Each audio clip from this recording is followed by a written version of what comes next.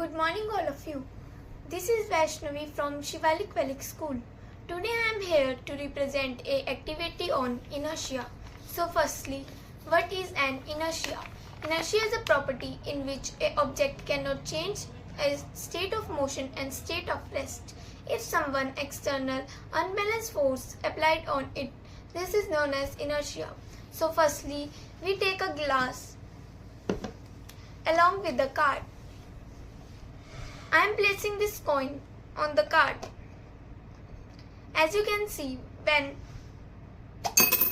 I instantly pushing this card, the coin drop in the water.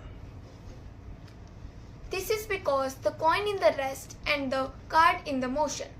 And this coin stayed in one place and the force applied to the card was great to contract the frictional force. Once the card was gone, the gravity pulled the coin and the bottom of the glass.